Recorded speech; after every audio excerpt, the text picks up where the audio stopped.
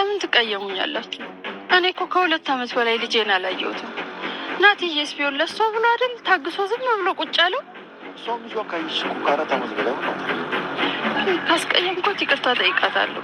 አለም እንዲህ እንድትሆን ያደረግልሽ እኮ ያለሽበት ሁኔታ ይገባኛል፣ ግን ልክ አይደለም።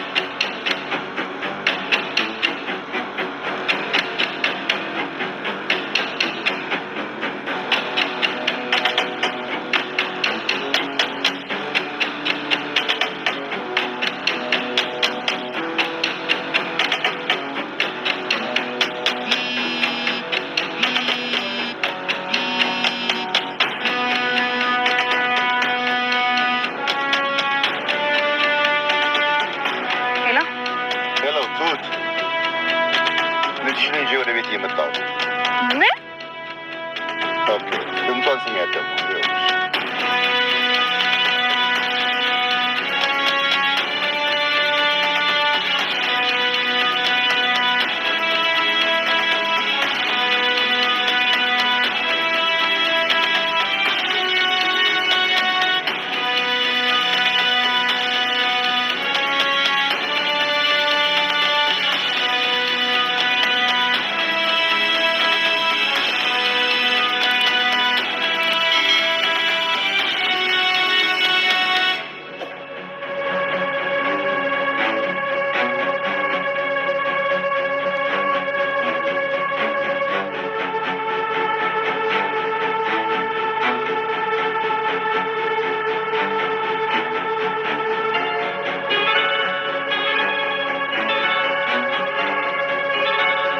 ትሁት በስተመጨረሻም ልጇ ከምትሰራበት ቤት ከአቶ ገዛኸኝ ቤት አቶ ገዛኸኝ እንዳመጣትና ወደ አዲስ አበባ እንደመጣች ካወቀች በኋላ እጅግ በጣም እየሮጠች ነበረ ወደ አቶ ገዛኸኝ ቤት የመጣችው ማለት ነው።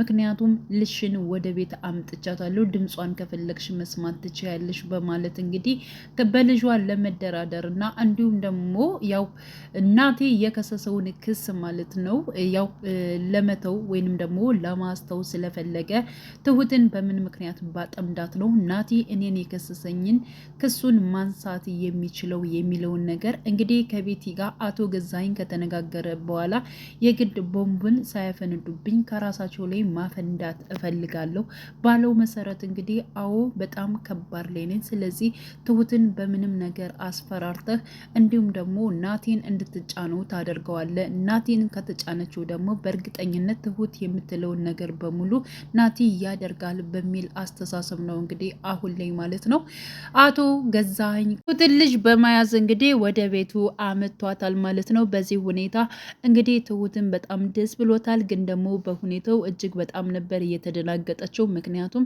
ለረዥም ጊዜ ያላየቻትን ልጇንም ለማየት እጅግ በጣም ጓጉታ ወደዚህ ቤት እየሮጠች መታለች ማለት ነው። እንግዲህ እንደለመደው አቶ ገዛኸኝ ማለት ነው በልጇ እያስፈራራ እንዲሁም ደግሞ ባለምዬ ላይ ሲፈጽም የነበረውን ነገር በዚያ ቤት ውስጥ ቆልፎባት እንዳስቀምጣት አሁንም የትሁትን ልጅ በዚያ ክላስ ውስጥ ቆልፎ በእርግጠኝነት እንደሚያስፈራራት ነው እንግዲህ በእርግጠኝነት ሲናገር የነበረው ማለት ነው። እና ናቲስ ምን ሊያደርግ ይችላል ማለት አሁን ላይ ክሱን ያነሰዋል ወይንስ ደግሞ አያነሰውም የሚለውን ነገር እጅግ በጣም አሳሳቢ ይሆናል። ግን ደግሞ ምን ላድርግልሽ ትሁት፣ ምን ባደርግልሽ ይሻልሻል እያለ እንግዲህ ናቲ ከዚህ በፊት ሲጠይቃት ነበረ።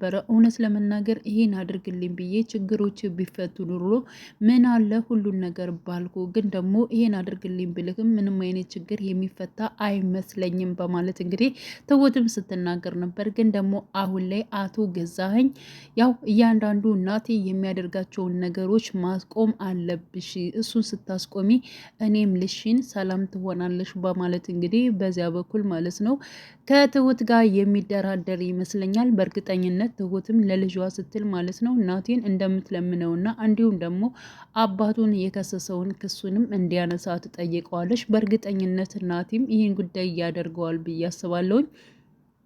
ሲቀጥል አለምዬ አሁን ላይ እጅግ በጣም እያሳሰባት ያለው ስለ ልጇ ጉዳይ ነው ማለት ነው። እንዲሁም ደግሞ ከትሁት ጋርም ቅር ተባብለዋል። ትሁትንም ተናግራታለች። እኔ በጣም ረዥም ጊዜ ሆኖኛል ልጅን ራሱ አላየሁትም። ሲቀጥል ደግሞ ናቲ አሁን ላይ አቶ ገዛኸኝን እንደከሰሰው አቶ ገዛኸኝ ካወቀ ልጅን ይገልብኛል፣ ምንድን ነው የማደርገው በማለት እንግዲህ ያው አለምዬም እያሰበች ትገኛለች።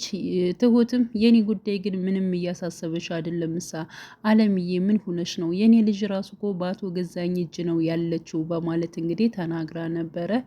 ያው እንግዲህ አለምዬ ማለት ነው ያረገችው ነገር ወይንም ደግሞ የተናገረችው ነገር ስህተት እንደሆነም ገብቷታል።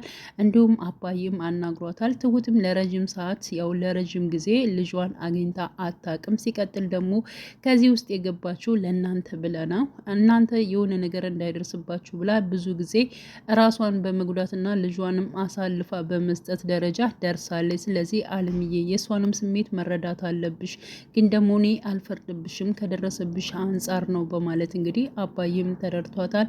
አዎ እኔ እኮ 2 ዓመት ከምናምን ልጄን አላየሁትም በማለት እንግዲህ አለምዬ ለአባባ ተናግራለች። አባባም ያው እጅግ በጣም ረጅም ጊዜ ሆኗታል ከልጇ ጋር አልተገናኘችም በማለት እንግዲህ እንድትረዳ አድርጓታል ማለት ነው።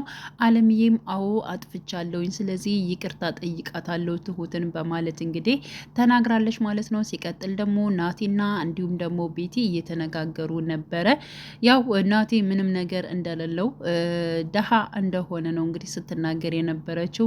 ምንም ቢሆን ምንም ትሁትን አልተዋትም፣ ትሁትን ነው የማገበው፣ ከእሷ ጋር ነው ህይወት የሚጀምረው በማለት እንግዲህ በኩራት ለቤቲ ተናግሯል ማለት ነው። እና ምንም ነገር እንደሌለውና ደሃ እንደሆነ ትኖራለ ስትለው ኧረ እባክሽ አንቺስ ምን አለሽና ነው እንደዚህ የምትናገሪው? ለማንኛውም በቅርብ ከዚህ ቤት ትባረሪያለሽ፣ አንቺም ባዶ ነው የምትሆኘው በማለት ቤቲን ተናግሯት ነበረ። እኔማ ባዶ አይደለሁም በማለት እንግዲህ ከባንኳ ጋር ካለውን ብር ታሳየዋለች። ይህ ሁሉ ብር የት አመጣሽው በማለት እንግዲህ ናቲ ቤቲን ተናግሯት ነበረ። እንዲሁም እኔ እናንተ ከተስማማን ትሁትን ከተውኋትና ከኔ ጋር ህይወት ከጀመርነ ይህ ያየኸው ሂሳብ ደግሞ የሁለታችን ይሆናል በማለት እንግዲህ አሳይተው ነበረ ማለት ነው።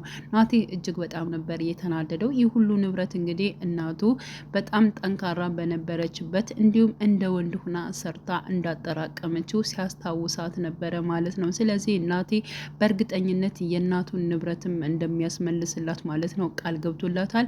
ስለዚህ ቤቲንም እንዲሁም ደግሞ አቶ ገዛኸኝ በእርግጠኝነት እስር ቤት ይወረወራሉ። ቤቲም የአለምዬን ገንዘብም እንደምትመልሰው ተስፋ እናደርጋለን ማለት ነው። እና ትሁትን እንደማያገባት እሷን እንደማይፈልጋት ነው ሲናገራት የነበረው ማለት ነው። እንግዲህ በስተመጨረሻ ትሁት ያው ናቲን ምን ልትለው ትችላለች? አባት ግን የከሰስከውን ክስ አንሳ ትለዋለች ወይንስ ደግሞ አትለውን የሚለውን ጉዳይ ማለት ነው አብረን ሁላችንም የምናየው ጉዳይ ይሆናል።